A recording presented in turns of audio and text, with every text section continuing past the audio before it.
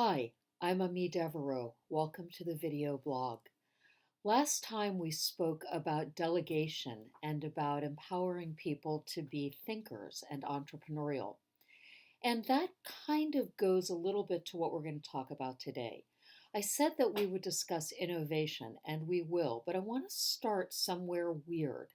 So, there's been a lot of research recently into what makes a workplace compelling. And this is really important because we're in a very tight job market, and it's not only tight, but people are not staying in jobs very long. And if you're an employer, particularly a growing startup, it's really important to attract great talent that not only comes to your company, but stays. Now, obviously, money matters, benefits matter, but apparently, one of the things that matters the very most to people in their jobs is something called emotional safety. Now, if you're my age, you may hear that like, oh gosh, this is just a bunch of people wanting to be coddled. But it's actually something quite complex and very different from that. This is about feeling like it's a safe place for you to take risks. Now, here's why that matters. Innovation comes from taking risks. Think about the scientific method, right? We all learned it in science class, and really it goes to the heart of how new discoveries, new innovations, new creations come to be. People need to be risk takers. They need to try something that may not succeed.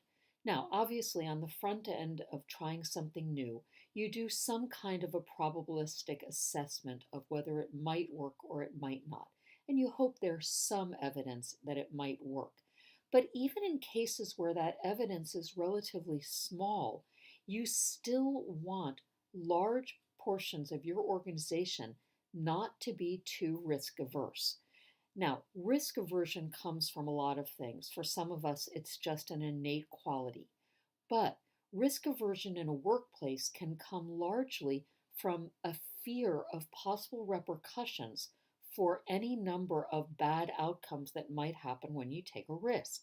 So, for example, if you do give somebody the kind of strategic project that I suggested in the last video instead to get people to think, they may worry that if they do it incorrectly, they're going to be punished. Well, you don't want that to happen. You want people to be innovative. You want them to be creative.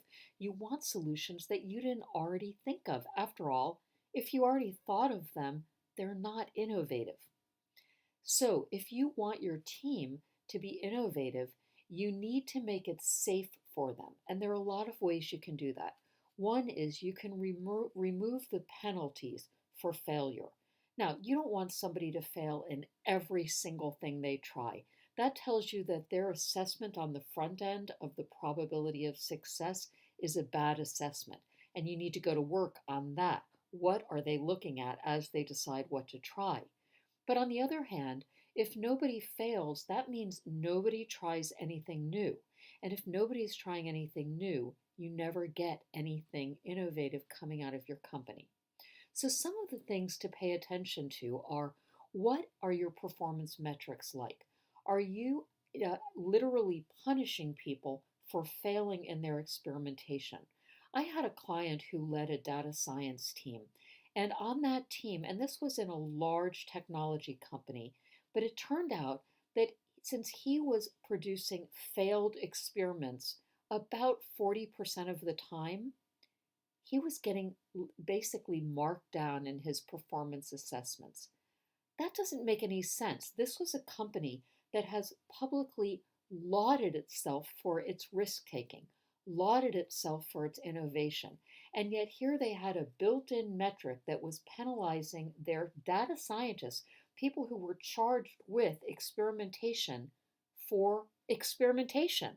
Go figure, right? So check that your performance metrics are consistent with incentivizing creativity, but also check yourself, your own behavior. When somebody goes out on a limb, takes a risk, tries something a little bit outside of the predictable, how do you respond?